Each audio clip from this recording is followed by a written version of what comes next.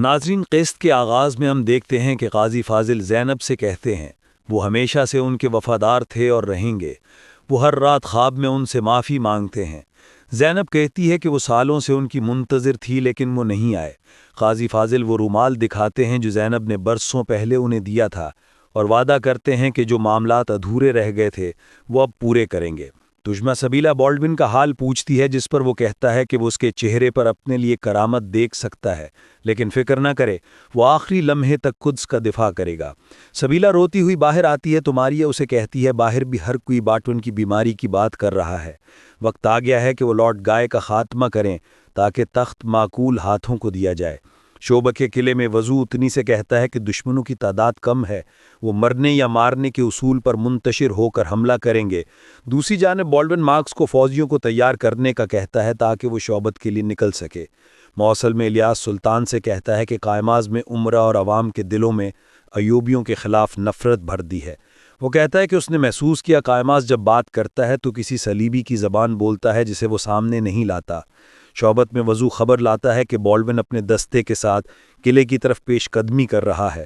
ادھر بالڈون قلعے کی طرف جا رہا ہوتا ہے کہ ایک سپاہی اسے خط دیتا ہے، جس کے بعد وہ واپس جانے کا فیصلہ کرتا ہے۔ ایک سرائے میں کچھ لوگ آپس میں بحث کرتے کرتے لڑ پڑتے ہیں، جن میں سے ایک سلطان کے حمایتیوں کا اور ایک سلطان کے مخالفین کا گروہ ہوتا ہے۔ اسی لمحے سلطان داخل ہوتے ہیں اور ایک شخص کو سہارا دیتے ہوئے اٹھانے کے بعد وہاں بیٹھے ولیمز کو بے نقاب کرتے ہیں۔ وہاں قائماز کے کمرے میں ملک موجود کا بیٹا عز الدین اور یراگوکی کا بھائی نعمان کہتے ہیں کہ وہ صلاح الدین کو دکھا دیں گے کہ زنکی ریاست کے وارث ابھی زندہ ہیں۔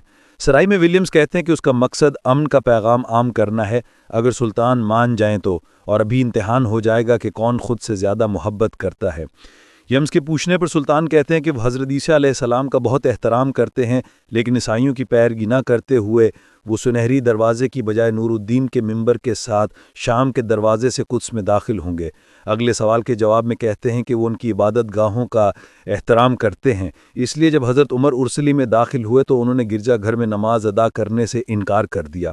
سلطان کہتے ہیں کہ دراصل احترام وہ نہیں کرتے اللہ کے گھر کا، اسی لیے سورما مسجد اقصیٰ میں گھوڑے باندھنے سے باز نہیں آتے، اور جو امن کی بات یہ کرتے ہیں 492 ہجری میں قدس میں ہونے والی مسلمانوں کی خون ریزی کو کوئی نہیں بھول سکتا۔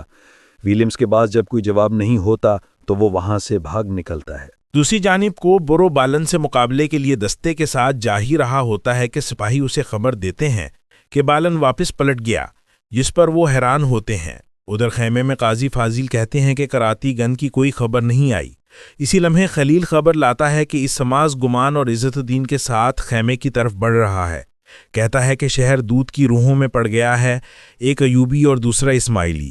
وہاں سلطان کی اسے کہتے ہیں کہ اس کے بابا نے ان کے ہاتھوں میں شہادت پائی، لیکن اس کے بیٹے نے صلاح الدین کا فوج کے ساتھ استقبال کیا۔ تمان کہتا ہے کہ وہ اتحاد کی آڑ میں حلب اور موصل پر نظر رکھے ہوئے ہیں۔ اس سماز گمان انہیں دھمکی دیتا ہے کہ وہ ان کی زمینوں سے واپس نہ گئے تو وہ شام جانے سے بھی گریز نہیں کرے گا، اور وہ سب واپس مڑ جاتے ہیں۔ کچھ دیر بعد لارڈ گائے جات لیون سے کہتا ہے کہ ولیمز نے موصل میں ان کی توقع سے کئی گنا زیادہ آگ بھڑکا دی ہے۔ ادھر خیمے میں قاضی فاضل سلطان سے کہتے ہیں کہ انہیں زندگیوں کے حوالے کر دیں تاکہ بھائی آپس میں خون نہ بہائیں، لیکن سلطان کہتے ہیں وہ ہرگز ایسا نہیں کریں گے۔ ایک منظر میں تمان عزت الدین سے کہتا ہے کہ فوج اس کے حکم کی منتظر ہے۔ باہر سلطان اپنی فوج کے سامنے کھڑے ہوتے ہیں کہ اسی لمحے ایک طرف سے گو برو اور دوسری طرف سے بالن آتا ہے۔ بالن سلطان کو امن کے بدلے قاضی فاضل کی بے گناہی ثابت کرنے کی پیشکش کرتے ہوئے مظہر کا چہرہ عیاں کرتا ہے۔ شام میں سلطان نور الدین کے بنائے گئے منبر کی مرمت کرتے ہوئے سلطان کی باتوں کو یاد کرتے ہیں کہ وہ موت سے نہیں بلکہ قربانیوں کے ضیاع ہونے سے ڈرتے ہیں، اور وہ لمحہ یاد کرتے ہیں جب بالن نے انہیں قاضی فاضل کے بدلے کی دستہ کے ساتھ کی تھی اور کہا تھا کہ وہ صلاح الدین کے ساتھ معاہدے کے لیے اس میں انتظار کرے گا اور مظہر کو لے کر چلے جاتا ہے۔ سلطان نے قرآن سے مدد لی تھی کہ آپس کے جھگڑے سے بچو تاکہ طاقت ضائع نہ ہو، اور پھر باہر آ کر اس سماز گمان سے کہا تھا کہ وہ 2 دن میں قاضی فاضل کی بے گناہی ثابت کریں گے اور اس کے بعد ان کے درمیان اتحاد قائم ہو جائے گا، جس پر اس سماز گمان بہت مشکل سے لیکن مان جاتا ہے۔ مرمت کرتے کرتے سلطان کی آنکھ لگتی ہے اور وہ خواب میں 4 گھڑ سوار دیکھتے ہیں۔ عمر ملا بتاتے ہیں کہ یہ معطا کے کمانڈر ہیں۔ پہلے آپ صلی اللہ علیہ وآلہ وسلم کے منہ بولے بیٹے زید بن حارثہ، ان کے ساتھ ابو طالب کے بیٹے جعفر ان کے ساتھ تیز تلوار والے عبداللہ بن رواح اور آخری کا نام سلطان خالد بن ولید بتاتے ہیں، جن سے 9 تلواریں ٹوٹی تھیں۔